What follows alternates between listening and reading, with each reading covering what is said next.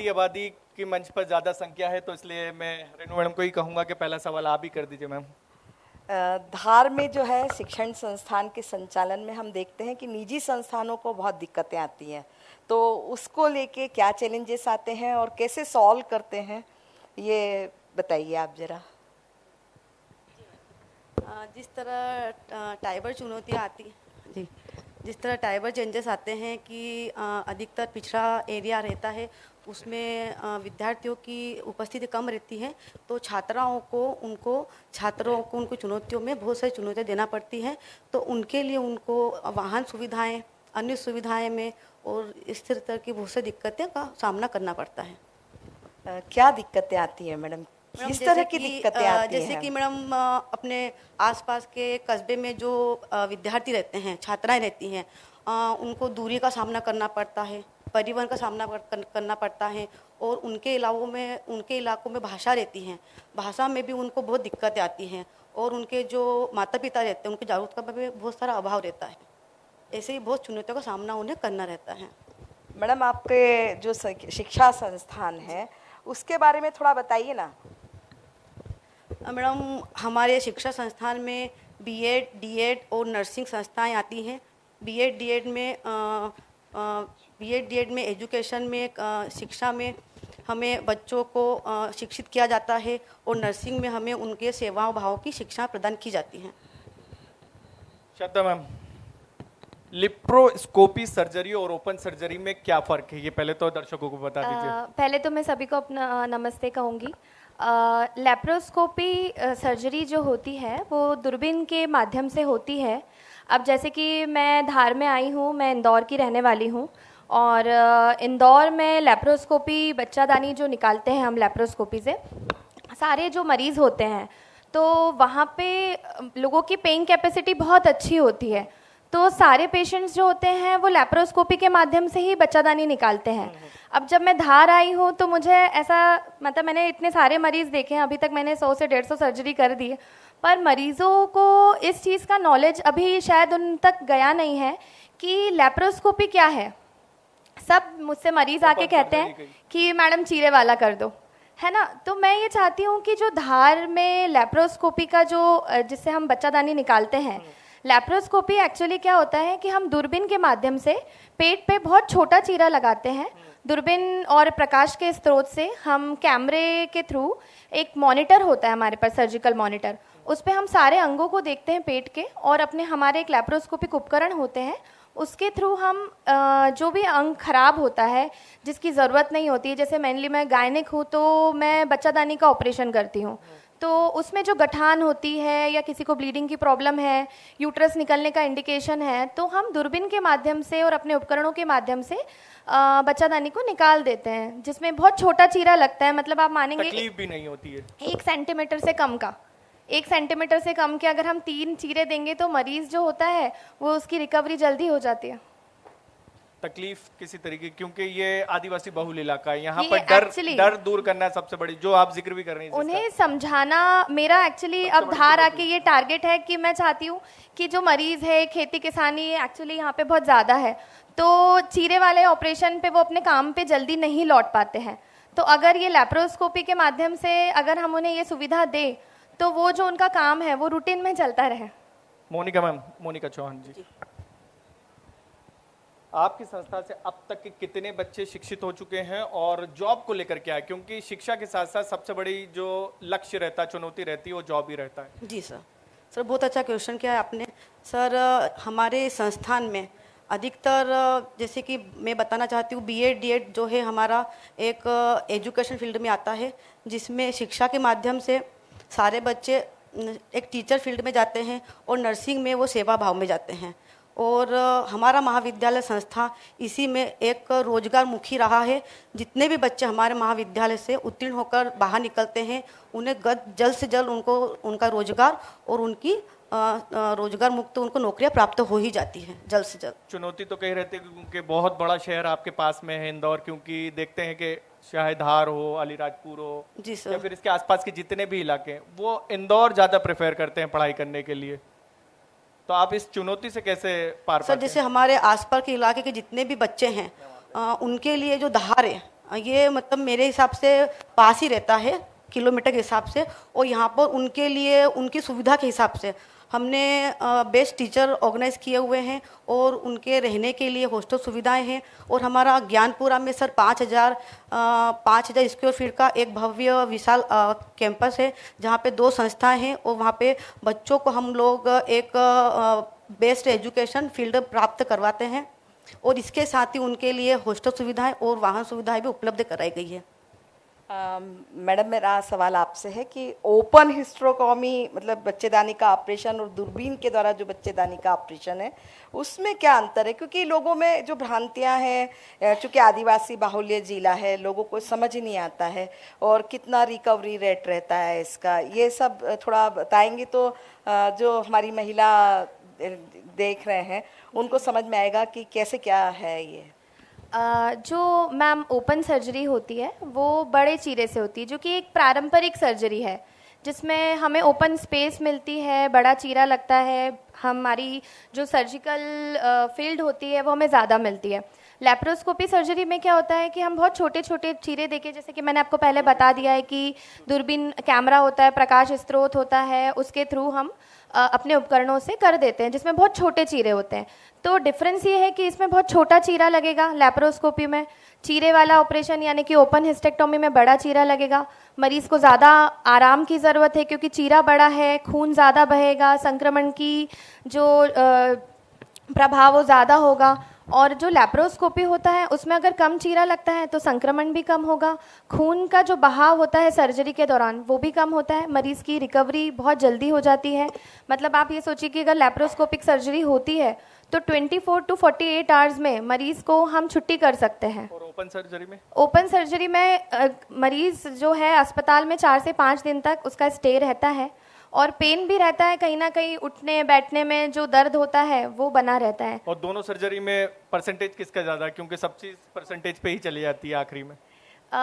Percentage सफलता की जो देखा जाए तो इसके क्राइटेरिया हैं।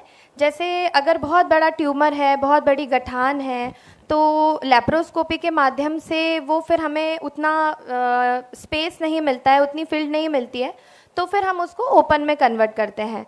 पर लैप्रोस्कोपी का जो सफलता है वो सफलता इस है कि जो काम कर रहे हैं, जो धार जिले की बात करें तो धार जिला जो है एक पूरा जो गांव का जो एरिया है, तो मरीज़ को आराम जल्दी मिल जाएगा और मरीज़ अपने काम पे लौट पाएगा। तो इस कारण से लैप्रोस्कोपी की सफलता ज़्यादा है।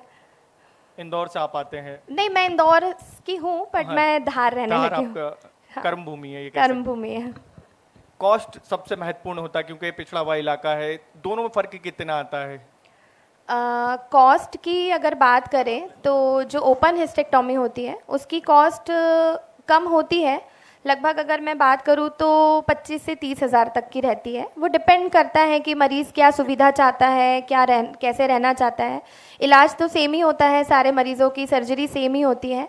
लैप्रोस्कोपिक सर्जरी का डेफिनेटली कॉस्ट ज़्यादा होता है, और जो कि धार है यहाँ पे मरीज़ बहुत किसानी खेती वाले मरीज़ हैं, तो वो लैप्रोस्कोपी को इतना अफोर्ड नहीं कर पाते हैं। बट लैप्रोस्कोपी की कॉस्ट लगभग पड़ती है 35 से 45 हज़ार के बीच में, डिपेंड करता है मरीज़ कैसी सुविधा चाह रहा है। पर मैं अब चूँकि धार में लैप्रोस्कोपी चाहती हूँ कि मरीज़ इस चीज़ से ज़्यादा अवगत हो, तो डेफिनेटली हम कोशिश करेंगे कि यहाँ पे उस चार्ज को कम करके मरीज़ को वो दूरबीन वाले ऑपरेशन हम प्रोवाइड करवाएं कि उनको इसका डिफरेंस समझाएं। मैडम, मेरा आपसे सवाल है, आप भी एक महिला हैं, महिला शिक्षा के क्या मायने हैं? क्योंकि महिलाओं का शिक्षित होना जरूरी, और एक महिला शिक्षित होती है तो परिवार शिक्षित होता है। मैडम, आपने बहुत ही शानदार क्वेश्चन किया है। मैं इसके लिए यही कहूँगी कि यदि एक महिला शिक्षित है तो वो एक घर को नहीं 2 घरों को कल्याण करती है, और साथ में महिलाओं के लिए पढ़ने लिखने से ज़्यादा उनका स्वतंत्रता, आत्मविश्वास, समानता और आत्मनिर्भरता और समाज में जागरूकता होना अति आवश्यक होता है। चुनौती तो काफ़ी रहती होगी क्योंकि पिछड़ा हुआ इलाका है, महिलाओं को, बच्चियों को एजुकेशन दिलवाना, क्योंकि ये एक पुरानी परंपरा और संस्कृति देखने में आती है कि लड़कियों को बाहर नहीं भेजते, खासकर पढ़ने के लिए, कि घर की बेटी घर में ही रहे, उस तरीके की। उस सोच को कैसे बदलते हुए आपने देखा धार में? सर, जिस तरह से पिछड़ा वर्ग के इलाके में जिस तरह से बालिकाएं पढ़ना चाहती हैं, लेकिन उस घर में यदि पिता अपनी बच्चियों को आगे बढ़ाना चाहते हैं तो वो इसी तरह के नर्सिंग फील्ड में या बीएड डीएलडी के कोर्स के अनुसार उनके बच्चों को आगे बढ़ाते हैं। और हम शिक्षा संस्था चाहते हैं, हम यही चाहते हैं कि उनको हम एक जिस तरह के सेमिनार लगाएं और उन्हें हम जागरूक करें कि उनको उनके बच्चों को किस तरह आगे बढ़ाना है, क्योंकि बच्चियां ही, लड़कियां ही देश का भविष्य हैं और वो एक घर को नहीं, वो पूरे देश को चलाने का उनमें वो स्वाभिमान रखती हैं। दूरबीन से और कौन कौन से इलाज हो सकते हैं? दूरबीन से जनरल सर्जरी जो होती है उनका तो पार्ट होता ही है। दूरबीन से मेरे जो गायनिक फील्ड में जो मैं बात करूं तो जो नी संतानता से परेशान होते हैं मरीज़, तो दूरबीन से हम उनका भी इलाज करते हैं। एक हिस्ट्रोस्कोपी करके कैमरा आता है जिसमें हम बच्चादानी के अंदर का जो विज़न होता है और जैसे किसी किसी की ट्यूब ब्लॉक होती है तो दूरबीन का नी संतानता में एकदम 100% इलाज है। मैडम, हिस्टेरेक्टोमी के बाद मरीजों के शरीर पर क्या प्रभाव महसूस होता है? क्योंकि अक्सर जब महिलाएं सर्जरी करवाती है उसके बाद एक डर होता है उनके मन में, तो उसके प्रभाव को लेके भी आप थोड़ा सा बताएं। अच्छा, ऑपरेशन के बाद जो प्रभाव होते हैं, सबसे पहले तो ये एक ऐसा ऑर्गन है जिसमें महिला जो होते हैं अपने बच्चे को कैरी करती है, तो ऑपरेशन के बाद कभी कंसीव नहीं हो पाएगा। जो मेंसेस है वो आना बंद हो जाएंगे। ऑपरेशन के कुछ टाइम बाद थोड़े मरीज़ को वीकनेस रहती है पर वो टाइम के साथ रिकवर हो जाता है, तो ऐसे कोई साइड इफ़ेक्ट्स तो नहीं रहते हैं। पर हाँ, थोड़ा जो एक ऑर्गन जो अपने शरीर में बहुत समय से रह रहा था वो एकदम से बाहर आता है तो मरीज़ को थोड़ा परेशानियों का सामना करना पड़ता है। मोनिका मैम, धार, भोपाल, इंदौर तमाम छात्र वहां पर जाते हैं, क्या चुनौतियां देखती हैं कि धार में ही एजुकेशन सिस्टम को और मजबूत किया जाए, क्या बेहतर किया जा सकता है तमाम यहाँ के प्रबुद्धजनों के साथ मिलके, सरकार के साथ मिलके? आपको क्या लगता है? सर, मुझे यही लगता है कि जिस तरह हमारे पिछड़े वर्ग में सभी स्टूडेंट, छात्र छात्राएं अपने करियर के माध्यम में आगे बढ़ना चाहते हैं, तो उनके लिए सबसे पहले तो जो स्कॉलरशिप सुविधा है उनको सरकार को बहुत अति शीघ्र उन्हें अच्छे से उनको डेवलप करना चाहिए, क्योंकि वो पढ़ना चाहते हैं और हम भी उन्हें एजुकेशन देना चाहते हैं, लेकिन हम कहीं ना कहीं हम चाहते हैं कि उन्हें उतना प्रेफरेंस दे पाएँ जितना देना चाहते हैं। अब क्या रहता है कि एजुकेशन में यही रहता है कि स्कॉलरशिप बेस हम करवाना चाहते हैं, लेकिन ये सभी हमारे हाथ में तो रहता नहीं है। तो भोपाल, इंदौर, जबलपुर जहाँ से ये हो पाता है वहाँ पे अति शीघ्र उन्हें हो प्राप्त हो और उनसे वो उनके उज्जवल भविष्य में आगे बढ़ें। श्रद्धा मैम, आपसे आखिरी सवाल रहेगा, क्या अपील करेंगे आम जनता से आप आपकी तरफ से आखिरी? मैं जनता से यही अपील करूंगी, जैसे कि धार जिला हमारा बहुत बड़ा जिला है और धार जिले को अगर विकसित करना है तो डेफिनेटली स्वास्थ्य में भी हमें आगे बढ़ना है। और जहां हम इंदौर से इस मामले में पीछे हैं, मैं चाहती हूं कि मेरे माध्यम से जो भी महिलाएं जिस चीज़ के लिए परेशान हैं और उन्हें इंदौर जाना पड़ता है या बड़े शहर जाना पड़ता है इलाज के लिए, तो मैं चाहती हूं कि धार जिले में ही हम ऐसी सेवाएं दें जिससे मरीज़ को सारी सुविधाएं धार में मिल जाए। जो एक नाम होता है कि नहीं, दूरबीन वाला ऑपरेशन कराने के लिए हमें इंदौर जाना है, तो मैं चाहती हूँ कि मरीज़ जो है वो धार से उसका बड़े शहरों में जाना रुक जाए और वो ये सोचे कि नहीं, हमारे यहाँ धार में ही ये फैसिलिटी है और हम धार में ही सारा इलाज ले सकते हैं। बहुत बहुत धन्यवाद श्रद्धा चौहान जी और मोनिका चौहान जी।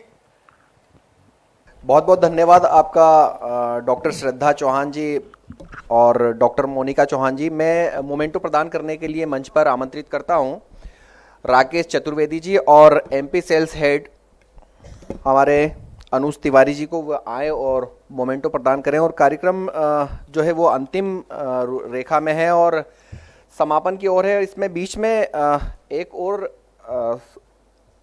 सम्मान के लिए मैं आमंत्रित करता हूं, समाज सेविका हैं हमारे धार की निहारिका शर्मा जी, वो आए मंच पर और उनका सम्मान राकेश चतुर्वेदी जी और अनुज तिवारी जी करेंगे। निहारिका शर्मा जी सामाजिक कार्यकर्ता हैं, समाज के क्षेत्र में अच्छा काम कर रही हैं, सामाजिक क्षेत्र में अच्छा काम कर रही हैं।